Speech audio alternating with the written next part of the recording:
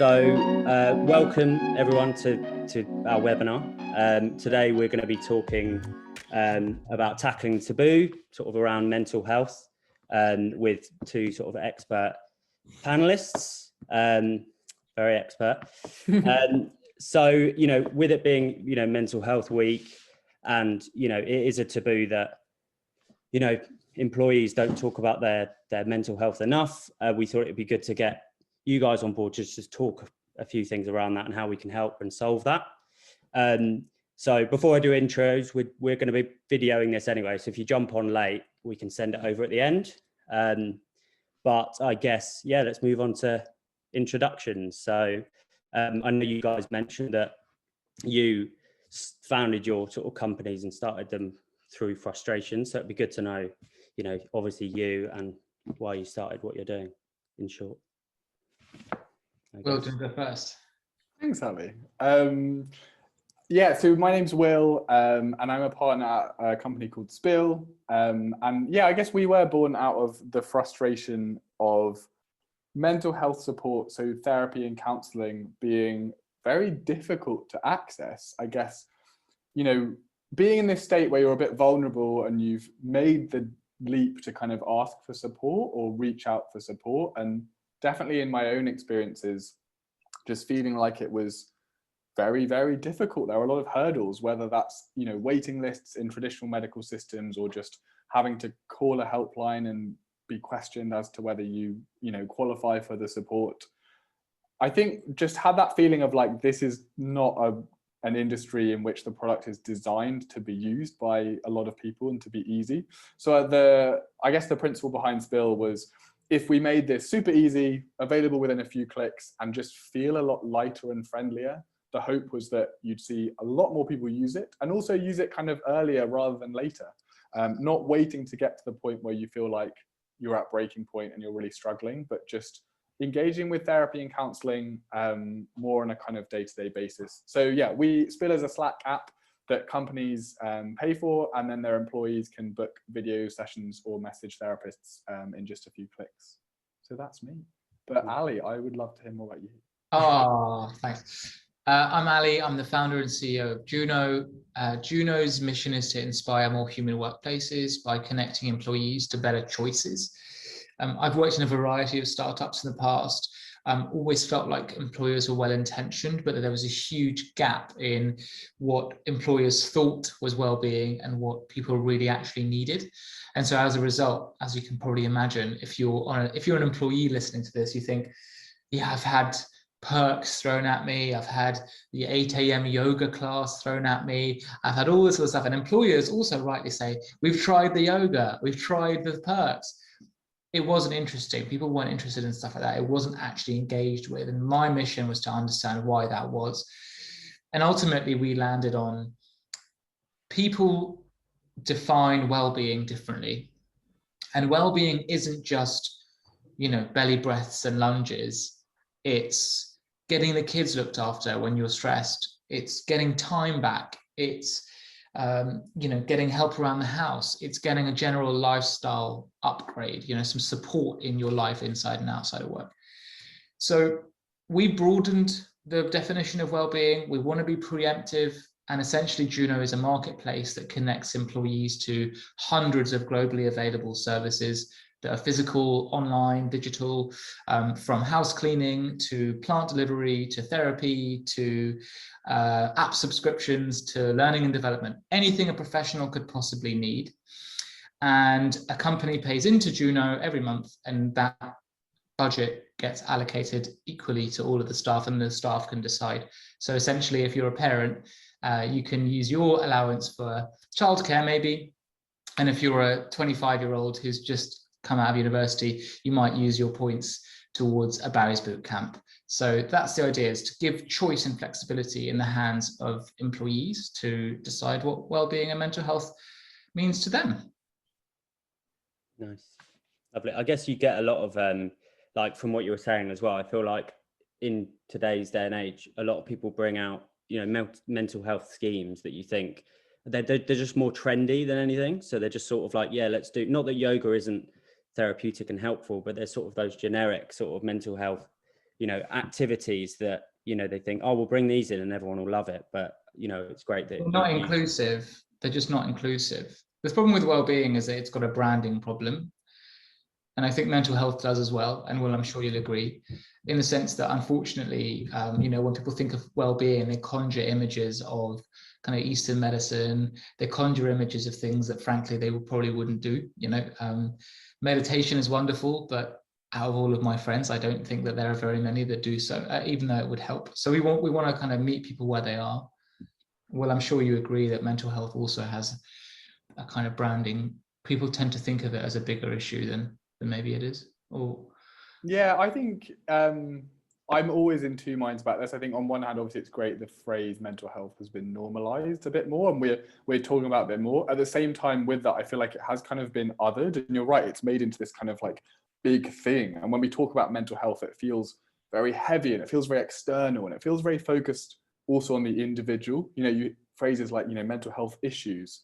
Whereas I think, to me, the problem is more kind of systemic, right? It's inclusive of everyone. It's how we feel. And it's also, it's a lot about action as well. I think there are working practices and things we can do that make people feel better that are less individual, I think. And I think that's where I totally agree with you on the kind of well-being perks point. I think the wave of like well-being 1.0 perks were very much designed to keep people in the office longer, when we had, as you said, the yoga class was at 8 a.m. and the beers were Friday at 7 p.m. and the ping pong tables were just there to essentially make the headquarters into more of a campus and keep people on. And it was quite thinly veiled, I think, and wasn't really about actually improving people's well-being.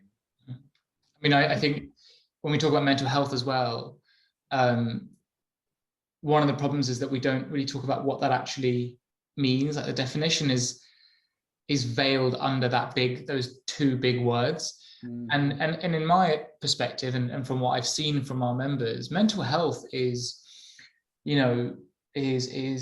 how you eat, overeating, undereating. It's your anxiety, it's your concerns, it's the way that whether your loneliness or whether you feel disconnected from there are like tangible effects in your life to mental health, right? And I think that we do this mental health awareness stuff, which is all well-meaning, but I think that when we talk about mental health, it's such a generic term. Yeah. And I think I would rather see us talk about loneliness, talk about overeating, undereating, talk about relationships with our partners or with our with friends or colleagues, like all the things that are part of the mental health universe, and talk about them head on, rather than just kind of say mental health, and I think that's the big problem as well, is that when we talk about mental health in the workplace specifically, I think for a lot of people, it's such a generic term that it's very difficult to get people to buy in. I'm sure if there are those in senior management on this call, and many of you might be our clients or Will's, part of Will's Spill community as well. But I know that the challenge has always been engagement and getting people in your team and in your company to actually kind of have a stake in your mental health initiatives. And I think that the definition, the genericness of the term means that people, it doesn't click with people because we're not really speaking in their language, Yeah, totally right. And I think the reaction you get is like interesting as a concept, but like not for me, basically. And I think you're right, that to me, that's how we think about it Spill as well, which is the big need and the big problem is kind of like everything in between a diagnosed medical mental health condition on one hand and I'm feeling on top of the world on the other hand. Like if we look at interestingly, the proportion of people who have like diagnosed mental health conditions, so something like bipolar disorder or clinical depression, about 17% of people in the UK at the moment. It has gone up a bit over the last decade, maybe from 14%. Not a huge change. The big change is, as you describe, it's everything in between a diagnosis and feeling fine. It's feeling lonely, feeling a bit like an imposter, feeling worried, having your sleep a bit affected. And I think that's very much how we try to talk as Spill when we kind of put on events or when we do anything around a topic. We won't be talking about mental health or kind of like this like heavy medical term, we'll be talking about, you know, feeling a bit stressed, feeling a bit worried. We actually like used to have a sign in our old office that said on the wall, blah, blah, blah, mental health, because for us, that was the enemy. It was just this thing of talking about this abstract concept in a way that kind of made it feel more separate to people, and almost stopped them from really identifying or engaging with it. It's like saying energy. Yeah. You know? Oh, your energy, as you need to align your energy. And it's like, what are you talking about? You know, put it in more concrete terms. No, I think it's about lifestyle, you know, like no wonder young people are depressed, more depressed than ever. They've lived through a recession.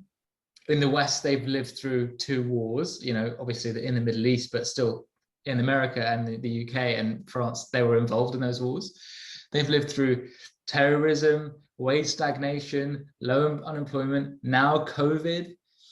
They've lived through they're living through social media. Like, no wonder we're not feeling, you know, our lifestyle. And on top of that, you know, people are less likely to get married and have families and buy their own home and be financially secure.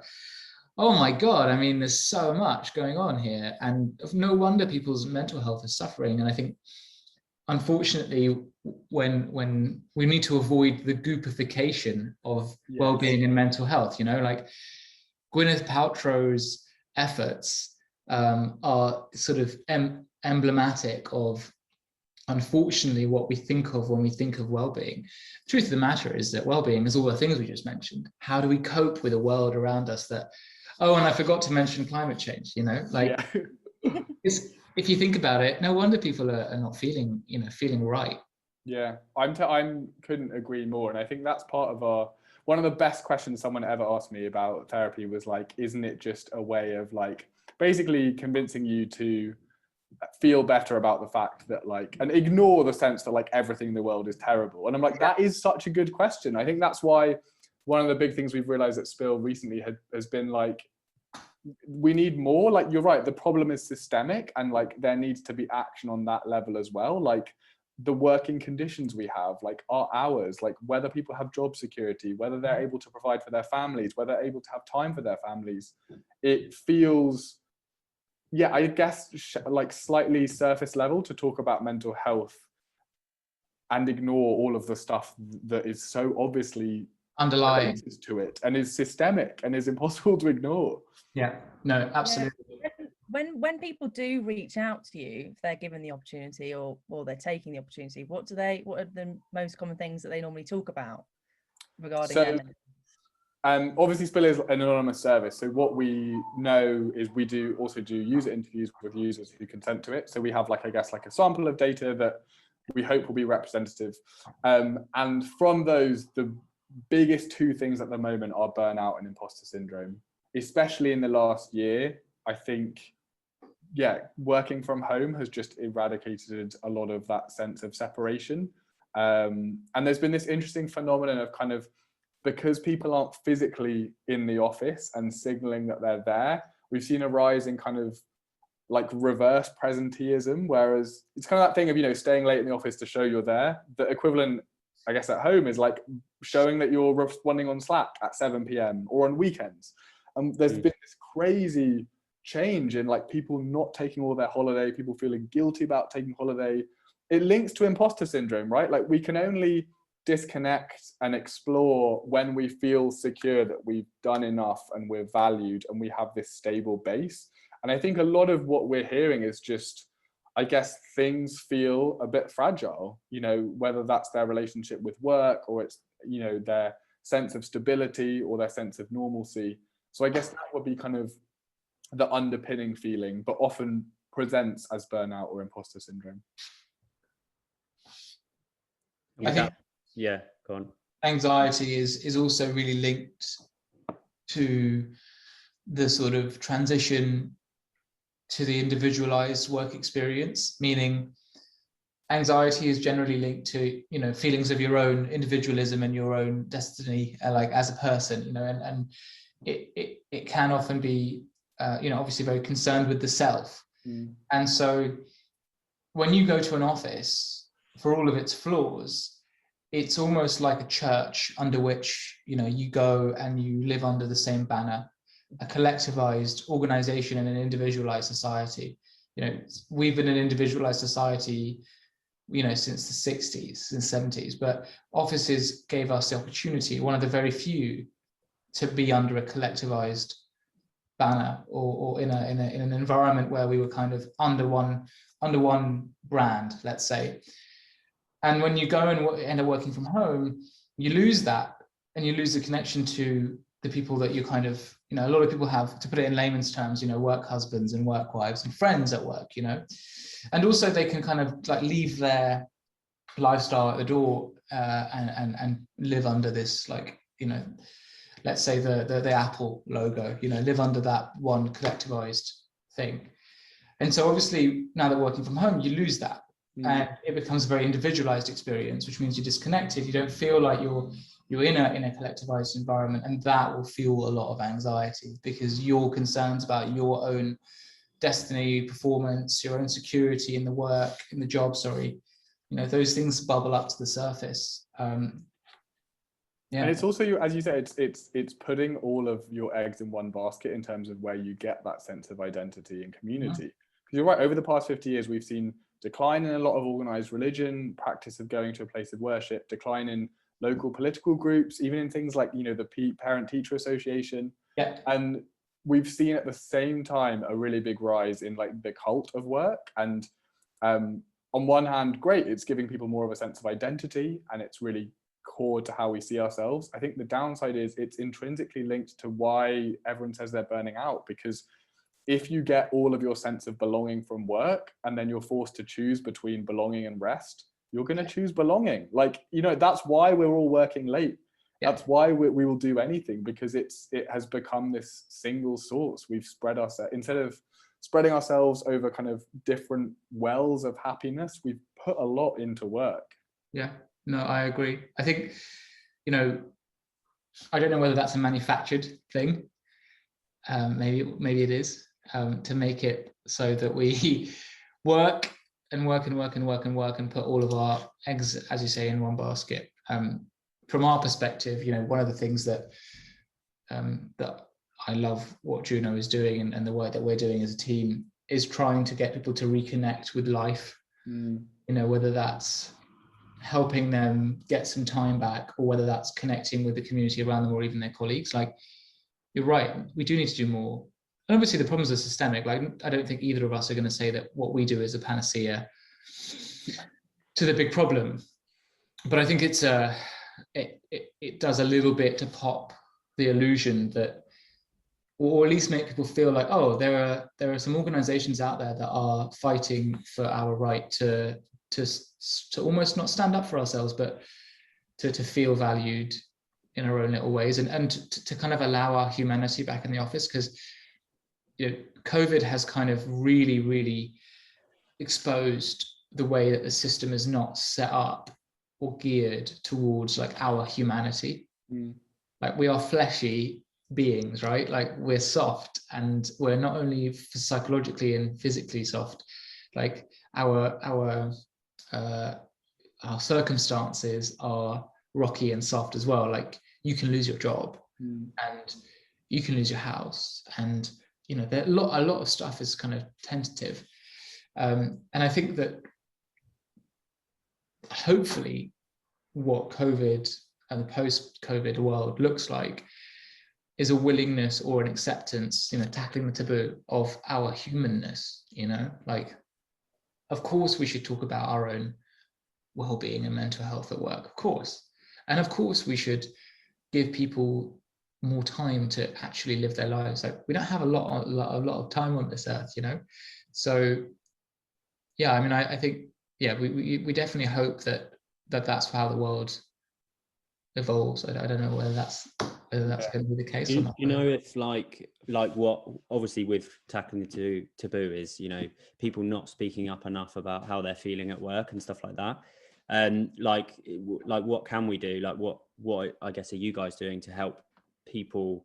Not what you're doing, but like, what can people do to open up a bit more? Like, what can we do as maybe HR leaders, or, you know, head of talent, things like that. Like, you know, what can they do? I think to me, it's like starting small and modeling behavior rather than speaking. Like, people copy and look to behavior more than they look to words. And I think, yeah, Ali, I really agree with what a lot of you're saying, is that this runs a lot more systemically than just mental health. It's about, you know, we tie all our identity to work. And so obviously we want to be perfect at work, and we need to feel like we're great, or else it short circuits our sense of identity. So I think anything that combats this idea of perfectionism and of really associating all of someone's worth with their output, this hustle culture, I think anything you can do to kind of take a stance against that, even in a small way, is so helpful. And to me, it's more about that. It's not about saying it's okay to have depression. It's being just like, it's okay to like not be sure in a meeting. So I think one of the small things I always tell people to do is just say, I don't know, more often, especially if you're in a position of power. Like, no one has that, or very few people have that modeled by anyone in a position of power from a young age. Teachers don't say it. Uni lecturers don't say it. You know, my early bosses definitely never said it. And it just internalizes this idea that I need to know the answers. I need to be strong. Anything else is weakness. Anything else will potentially throw my professional reputation and therefore career into doubt. I think to me, this is like this big balloon, and we need to puncture it. And anything we can do towards that will really help. So you don't wake up at 5 a.m, just clarifying. I wake up, Ali, at 4 a.m. I have a cup of green tea. I do 2 hours of yoga. Amazing. I catch up with the Asian markets, and then I begin my day. Oh, amazing. Me too. Yeah. No, I completely agree. I think from my perspective, I'm very candid as a person with my team. And sometimes I ask myself, like, am I being too vulnerable? Like, you know, do they want me to know the answers to everything? And sometimes I just remind myself that, like, what's the use in doing that? And I think you're absolutely right. Like, sometimes I have my own feelings of like, oh my God, am I doing enough? You know, I'm the founder of this business, and other founders do X, Y, and Z, and other founders do X, Y, and Z. And I stopped doing that quite early on, because I realized that it was nonsense. And it's, I think the story of our age, right, is that, you know, it's such a hackneyed, cliched example, but obviously Instagram, you know, allows people to sort of, you know, portray this image of who they are and what they do. And the truth of the matter is, like, I know those people, I know them, and I know that their Instagram is completely false, you know. And I think the same thing goes, I mean, LinkedIn is becoming a bit of a cesspit in and of itself. So the point is that, yes, leaders should lead. And by that, we mean, you know, show people that it's okay to be vulnerable, to not know, to kind of lead by example. You know, say, I'm having a bad day if you need to. And that should give people the permission to be human as well, in the workplace. But no, it's a process. People all the time link admitting that you're a human being to weakness. You know, there's this kind of culture of stoicism, let's say.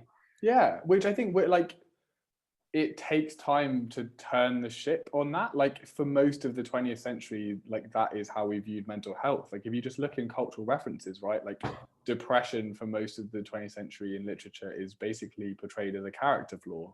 And then suddenly in the last 20 years, it's portrayed as, like, you know, an illness, something you're going through, something you experience. But it takes time to unlearn that. Yeah. And I think in many ways it is being, like, short-circuited because the discussion is heating up now. But it's not going to happen immediately because it's just so ingrained into so much of our messaging. But then also there's that high maintenance aspect. So, like, Chloe just asked a question, which is, what can you do if you feel you're not being heard, or your mental health is being prioritized because of work? So I think that a lot of us might feel like, oh, I don't want to rock the boat with my problems, you know, because if I do that, then I might get fired. Like, they might just replace me, because, you know, you're under the impression that actually the truth is they can just replace you, and it's there are plenty of people looking for jobs. So because of Spill and Juno and Unmind and all these great businesses, it's actually less difficult to deal with these problems, right? And so the idea that employers will find you high maintenance for being a human being might have been true in the past, because frankly, you know, they may not have been equipped to deal with someone experiencing poor mental health, whether that's stress, whether that's like a real medical problem, you know, whether it's burnout. I think that now there's not really an excuse for an employer not to do that. It doesn't become a high maintenance issue. And Chloe, to be completely honest, like if your employer isn't prioritizing your mental health and you're not feeling like you're hurt, vote with your feet is probably one of the better things I can suggest. I know that it's super arrogant to suggest that, because it's not easy just to leave a job and find another one. But, you know, the more that businesses feel the ill effects of ignoring their employees, the potentially stronger the market becomes, because companies will start thinking, well, we have to. It's a duty of care. Yeah. So I'm not telling you to quit your job, Chloe. And I know that suggesting that is probably a privileged thing to say, but I would say that, like, you know, it's important that those employers are cautioned away from ignoring or not prioritizing your problems. And maybe Will has more constructive suggestions than that. I was going to say that I was going to lead up to it a bit more, Ali, but I was going to say the same thing. I think that's I mean, as I said before, right? Action trumps words. I think if you're feeling like it's not a safe space to share those thoughts face to face, any form of anonymous feedback is going to be the place to do that, whether that's employee engagement surveys, if you have any setup that lets you feed things back anonymously, things like leaving Glassdoor reviews, anything which like demonstrates that. I guess when it's something that affects employer brand, it's something that employers care about more. So I think any intermediate steps you can take that will signal that it is having an effect are going to be really helpful. I just want to add quickly that we also need to look at the organizational structures and the way that we prioritize the business performance as well. A lot of you on this call might, well, I would assume, have experience with HR. And you'll all agree that a lot of it is led by founders who buy in. And above that, if you're in a startup, it's also the VCs.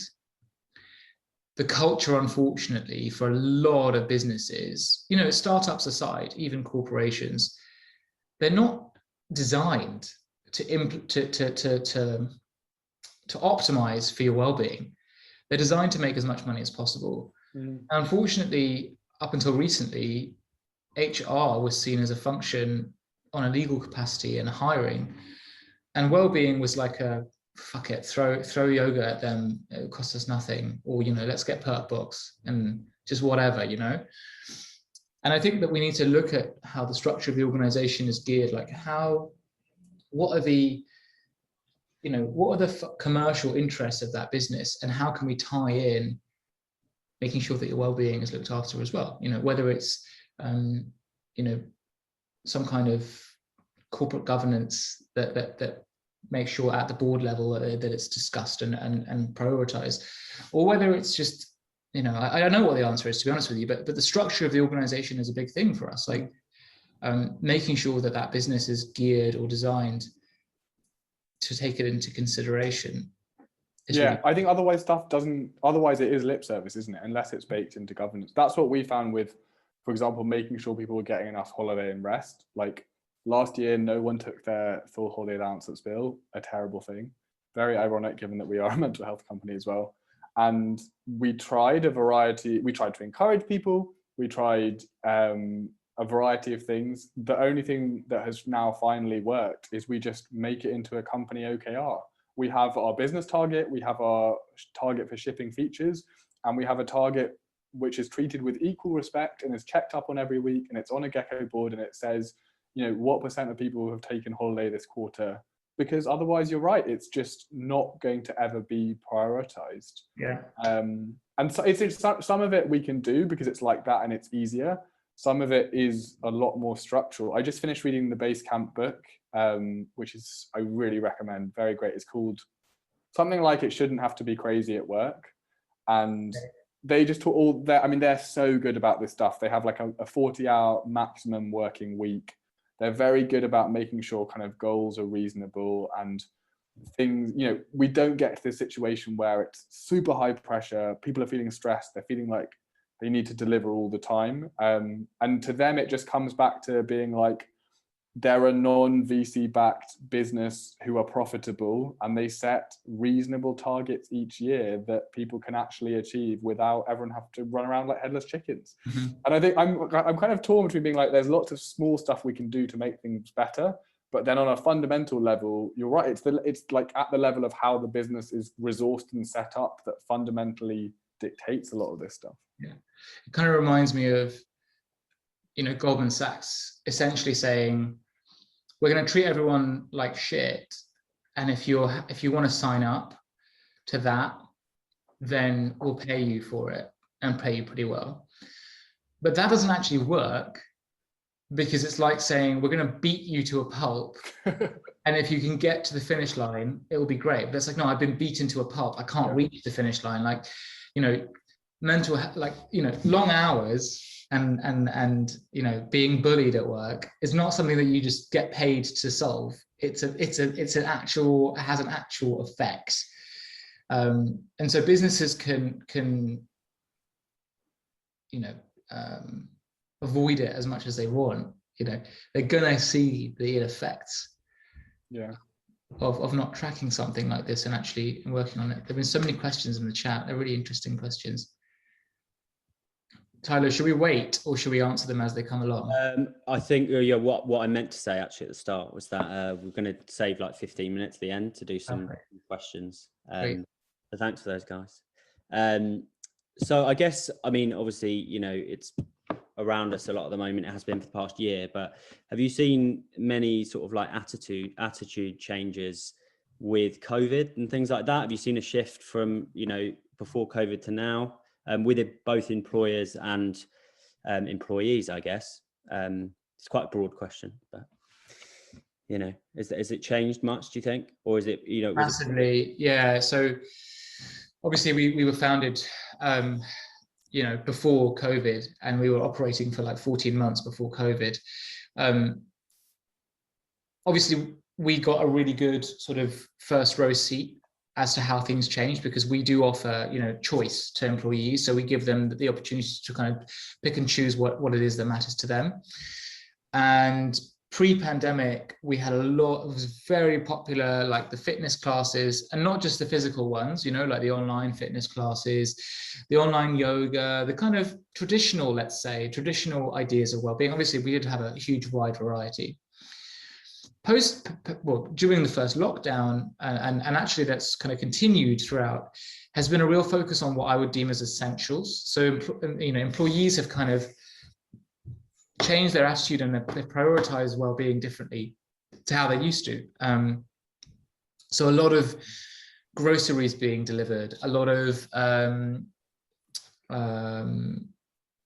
food meal plans and things like that, things that come to their house, but also just like being able to get the essentials to kind of adapt to the world around them. That's been super interesting to see. And for us, it's fascinating to see how people define their own well-being in that sense. Obviously now that since the gyms reopened and we've got them back on the platform, all the gyms and all the studios, we haven't seen a huge resurgence back. But it's still, I guess, too early to tell. But we have seen a change, and we've seen a reprioritization. And then from an employer perspective, I mean, frankly speaking, it was pretty difficult for us in 2019 to, you know, convince businesses, or enough businesses, that this was the right thing to do. We were lucky to have a number of businesses that believed in us and believed in what we were doing. But now, you know, the transition has become, you know, businesses look at this as a must-have, and the fortunate position that we're in is that we provide like everything in one place. So rather than having to go and get the gym membership and get this and get that, you know, you give them Juno, and they've got everything they could possibly want, and you don't end up wasting budget. So for us, businesses have finally seen the light, and I think that a lot of it isn't down to, it's not down to lack of wanting it. You know, I think that it's become, you know, for those on the call that might be in HR, you know, we've always fought for stuff like this. It's just a matter of being able to get sign off from all different areas of the business. And now I think thankfully, there is a buy-in. There's a sign off for stuff like that, and the culture has shifted, which is great to see. Yeah, I totally same experience with Spill. We had 2 months trading before March 2020, which were difficult. And then we just had a massive, the main difference I think was, as you say, it was like we were talking to HR people, we were getting meetings, but there was the sell internally. Well-being, always going to be really important to us, to HR people, to some employees, was rarely making it to like the CEO or co-founder's list of top 5 priorities, which are, you know, like hiring, funding, all of the big hitter things. And I think, yeah, probably without COVID, I would hope that in 5-10 years, slowly well-being would have become more important. I think what COVID did was just suddenly short-circuit it, because it suddenly put it in the top 3 priorities of most CEOs and co-founders, which then just makes things easier to sign off. So I think it's just made the inevitable a lot quicker, I think was how I saw it. Also, bringing on Spill requires some form of admittal from the companies that not everything is okay.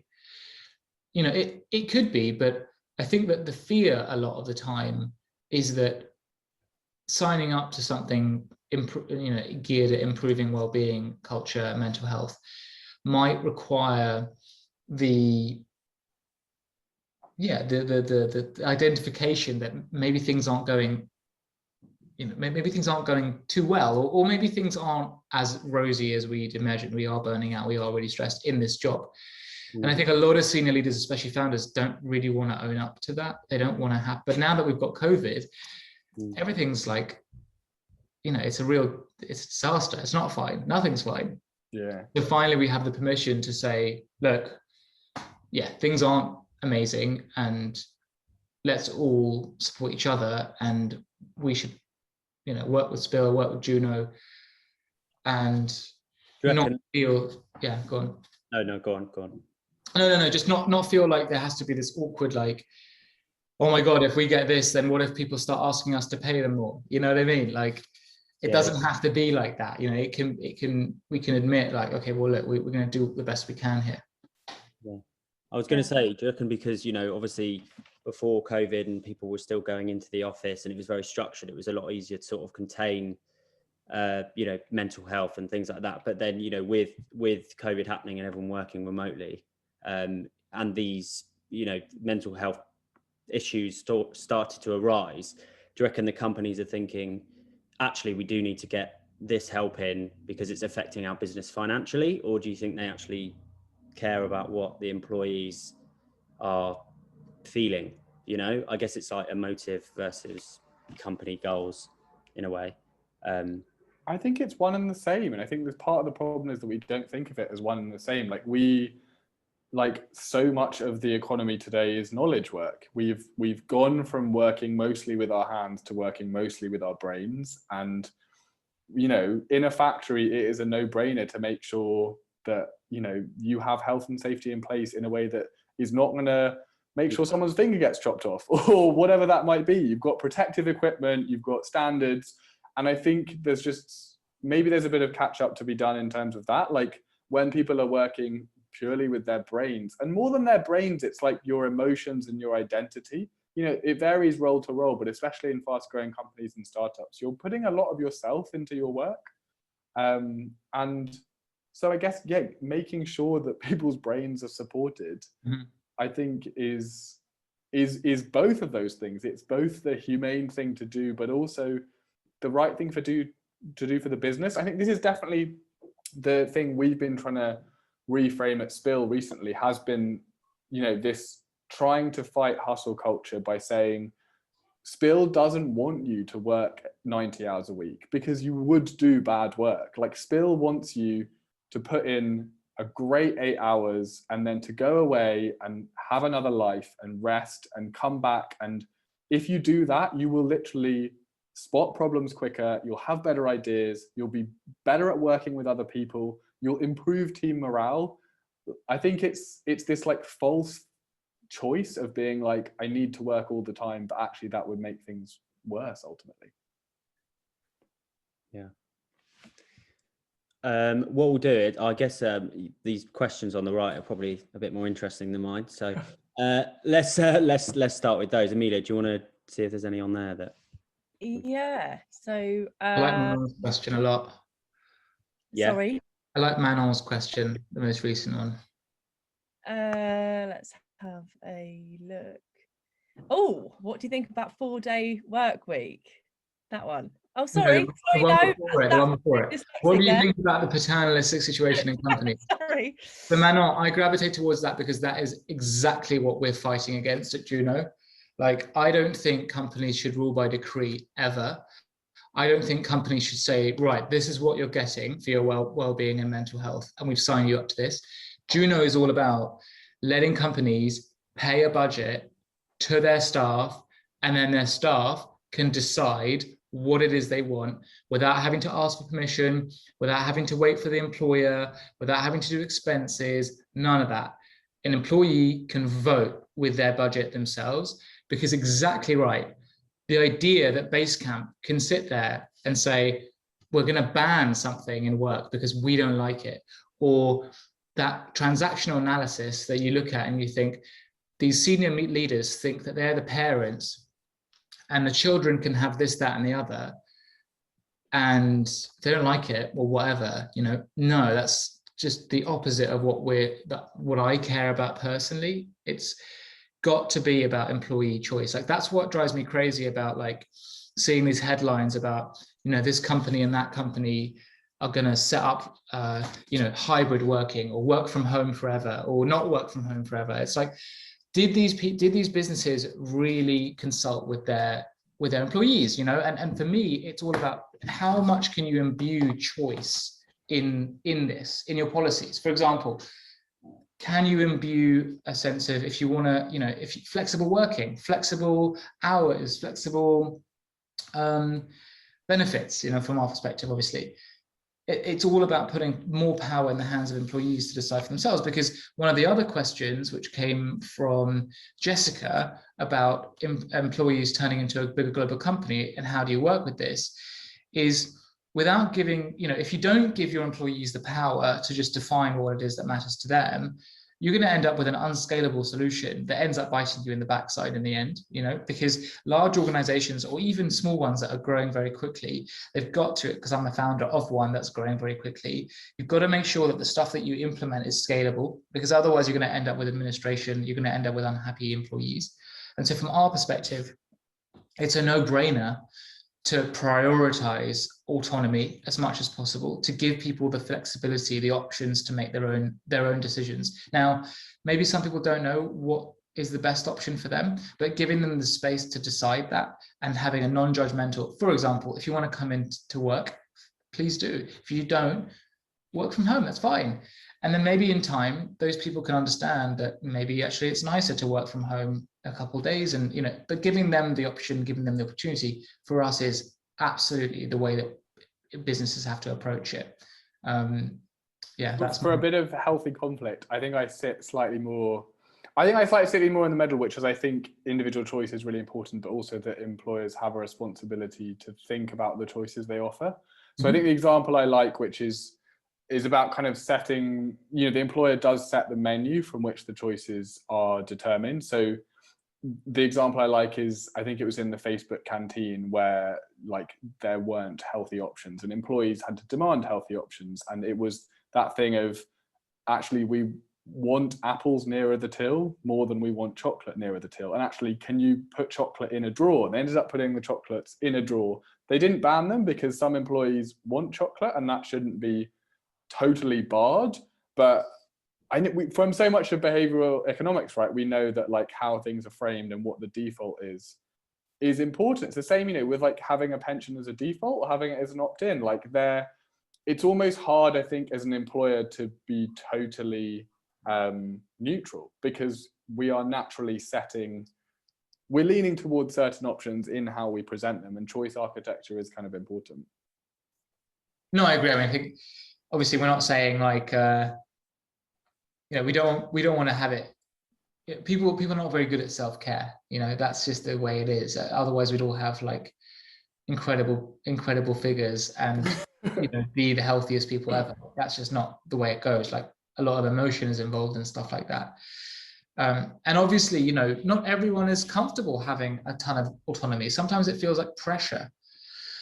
But, there's for me, like you said, a healthy balance, which is give people choice where possible, as long as it aligns with your brand or the way that your culture is set up and the way you want people to work. But from our perspective, I want to see less less ruling by decree and more, look, here are the tools to discover great things and find what works for you. We're not going to get involved too much, let's say, and we'll support you if you need it, but it's up to you to tell yourself, what it is that makes sense. Yeah. I agree with that principle. I think the thing we've been struggling with at Spill, we definitely think about this a lot, and we had this problem with holiday. One of the things we tried last year that didn't work was saying there is like a mandatory minimum holiday days this quarter, and people were like, no, like, what if I want to take a 3-week trip at the end of the year? That is my right. And we had to course correct, and now we have this idea of, we have holiday targets, but they're not like enforced minimums. But I think some things, to me, it's when something has a negative externality on other people that I lean more towards, I guess, being slightly stricter. So one thing, for example, we do is that if people want to send Slack messages out of hours, they use a send later function. Obviously, if you have kids and you have to put them to bed between 5 and 7, realistically, it's your choice to make up work perhaps between 8 and 10 p.m.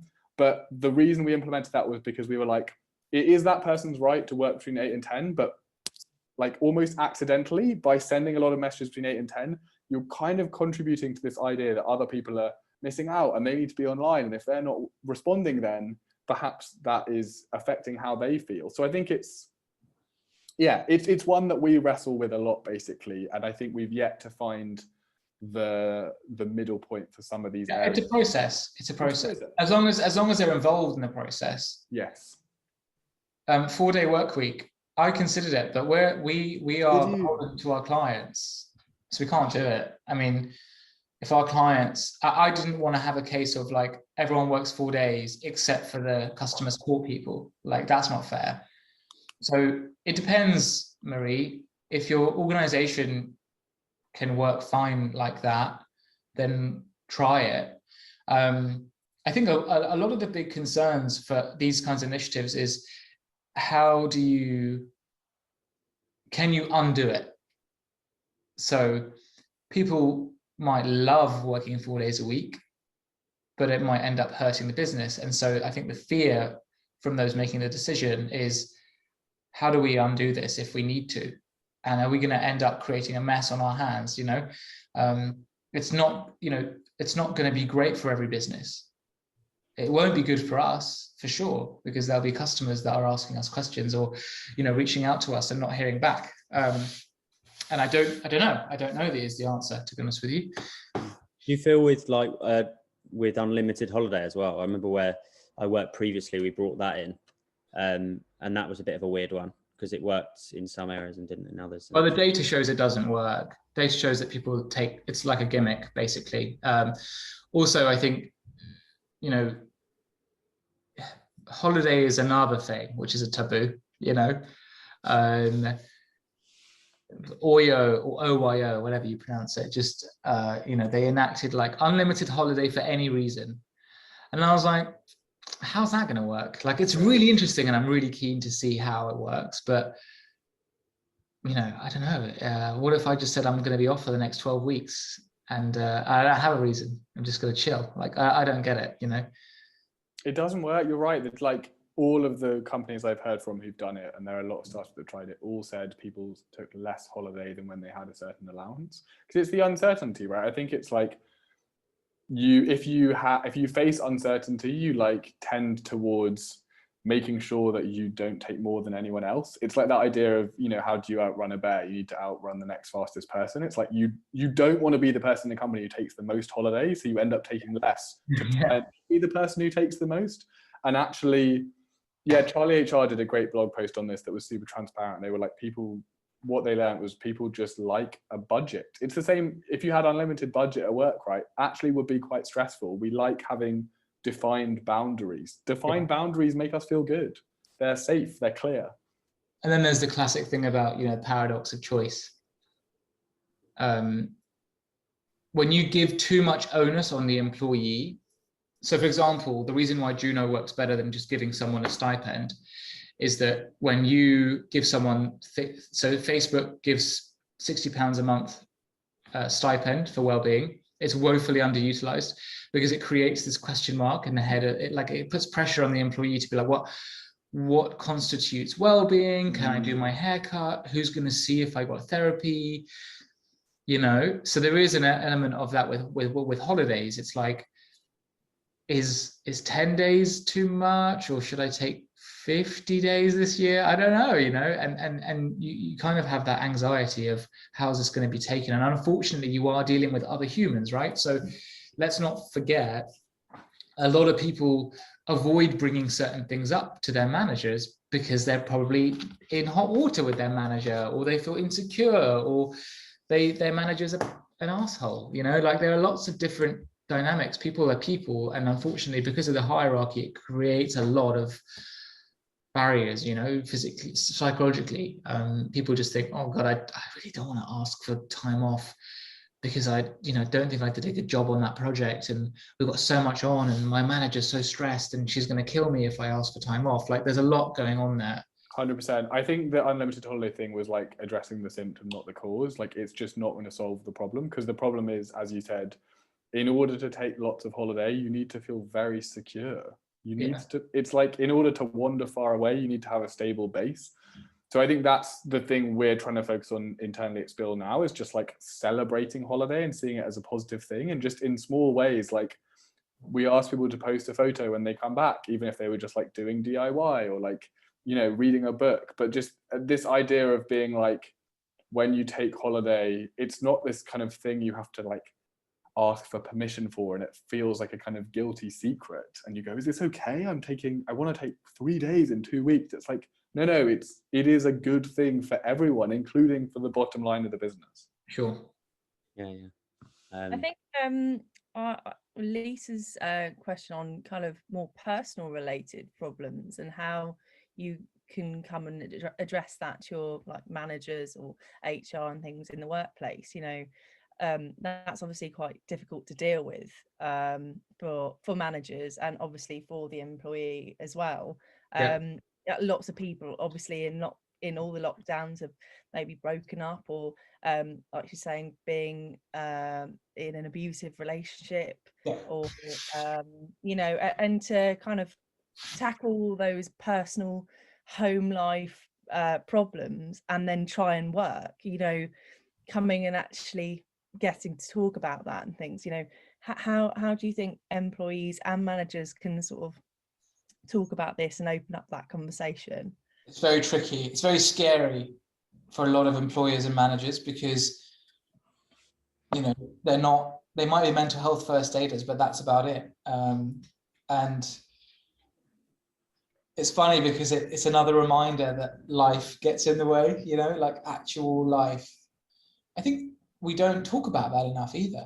People break up with long-term partners, they have parents pass away, bad, difficult life things happen. And of course, you spend all of your time at work. So it happens when you're at work, right?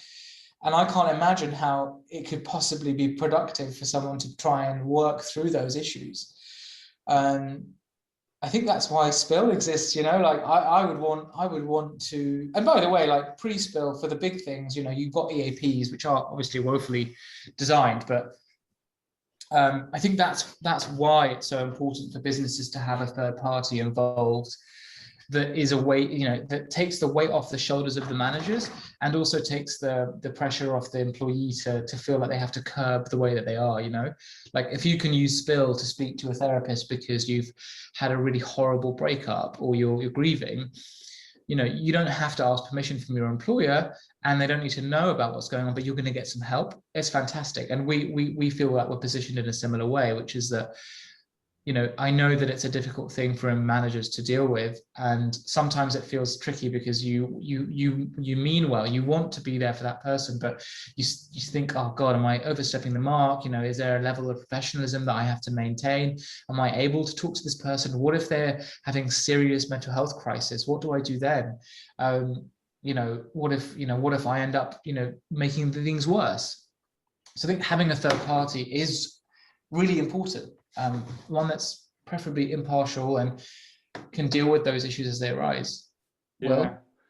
Yeah, I couldn't agree more. And I think for me, it's a very interesting question, and thinking about why it's so hard to speak up as an employee. I think it's back to this idea of the taboo, right? I think one of the reasons there is this taboo and it feels so hard is because we feel like when we share something that's difficult, we are basically placing an emotional burden on the other person. We're saying, this is my pain, and that's hard, right? That it's feeling like you're putting a lot on that person. And then as a manager or a person hearing that, it's hard to hear it without feeling like you then have to fix it. Our natural inclination as humans, when we feel like someone is in pain, it's like, if someone's in a hole, you want to get them out of the hole. Whereas what you actually need to do is just get into the hole and sit with them. That's what all of mental health first aid training will teach you. That is what training to be a therapist is all about. It's just being able to hold someone's pain without pushing to fix it, without promising too much. And that, I think that's the only role we can do as managers and HR people. And that's why boundaries are so good, because it makes it clear to both people what can be done and what can't be done. Once you have those boundaries, it's actually a lot easier to have that conversation. You can actually get more out of the conversation, and the person can share more because you know what can and can't be done. It's not too much pressure. I always think of boundaries like it's like a fence on the viewing platform at the Grand Canyon. It actually lets you get closer and peer over the edge because you know where the limit is. So I think, I think that would be the thing I would reinforce, which was that you can't fix it. It's not your responsibility to fix it. It is just your responsibility to listen and I guess signpost them to support that can be more tangible. Nice. Yeah, definitely. Looking at any more questions, any either of you got any more kind of comments on anybody else's comments? Any more wisdom? Jessica was wondering, what do you think are the best tools to offer employees for a better mental health other than holidays and flexible working? I replied already. Oh, did you? Oh. Spill.chat and we're Juno.com. Juno.com, sort it out. Yeah, I think, there's great things we can do like Spill and Juno that help. I think the best thing we can do ultimately is systemic, which is not make work awful. Yeah, it's not make it well. It's so that the practical thing is both Will and I are, and I'm assuming, but I think I'm going to assume well here, come up against a cultural issue when we're trying to speak with businesses, which is that there's buy-in from all the levels of the business apart from the one that matters, which is the top. Yeah. I don't want to generalize, because actually in our community, there are so many incredible leaders that really prioritize this, and they do talk the talk and walk the walk at the same time. That being said, I think I mentioned the example of startups. Founders and VCs are increasingly making an effort, because VCs indirectly, VCs create a burnout culture in startups. I feel it here because we have really punchy targets, because we were so successful at the beginning of this year that you just extrapolate that out and go, well, that's got to happen forever, right? Which creates a lot of pressure on me, and a lot of then, as a result, a lot of pressure on everyone else because they're feeling my pressure. So it needs to be, and I don't know what the answer is, but we need to have some kind of cultural change in startups, which is at the top, which is convincing whoever's investing in these companies and funding their growth and bringing in all of these staff and putting all of these structures in place to fuel growth, let's say, to actually have a different approach, like potentially a tide change in the paradigm, about, okay, well, if growth is going to cost mental health, what does that look like? How is that going to work? Are we happy to let companies kind of grow in their own organic way for the sake of the mental health of their staff? But the ultimate thing is that, is there something that we can do to change the culture at the very top? Because HR managers are all in, you know. I've not spoken to a single one in the 2.5 years I've done this that said we shouldn't look after our staff and invest in mental health and well-being. But the reason why it's not being done is oftentimes because, well, the options on the table haven't been great. And I think that Will and I will attest to them being much better. But also, yeah, cultural change. There's got to be, I think what COVID did was it made us confront a lot of things, especially senior leaders who were like, no one works from home. No one works 9 to 3 or whatever. But then COVID happens and then they get forced to reckon, you know, with the thing. Will? Yeah, just want to echo what you said. I think so much of modern culture focuses on growth at all costs and being the fastest and the best, and you know, the line needs to keep going upwards, and no one ever wants to kind of rally behind a flattening curve. It's not as sexy. It doesn't make people follow you towards the mission. But I think, yeah, I would hope that from COVID we've tried to take a slightly more rounded view of success and tried to maybe define success in a broader way. And you're right, I think ultimately systemically what we need is something equivalent to what B Corp did for sustainability, which is how can we actually stop talking about well-being and how employees are and their lives as an add-on, and how can it be hardwired into the company objectives in the same way that other things are. By the way, in agencies now, clients are asking for stuff like this from agencies. Really? Yeah. That's fantastic. Nice. Because I mean, I just on from what you were saying as well, I do see a lot of, like, from, you know, this end, HR guys, you've got a lot of change that they want, but then from this end, it's almost pushing down, and then in the middle, it's sort of like, I don't know, maybe where it needs to be sorted, but also at the top as well. I don't know, any more questions on here? Manon's asked a few. It works in some cultures as you were saying. Oh no, I think he's just replying to you actually. There we go. Right, any other pearls of wisdom you'd like to share? I think we're sort of near the end anyway, aren't we? I feel like we ended on a rousing note there, Ali. I don't know if I can top it. Yeah, we're just gonna. That was the mic drop. Let's fade to black, guys. Yeah. It's 3:05. We had an amazing turnout. Yeah, thank you everyone for coming. Yeah, really appreciate your time. I can see some familiar. Oh, here we go. One more question. I feel bad for just ignoring it. What about days without meetings so people can focus fully? I think it's a great idea. Yeah.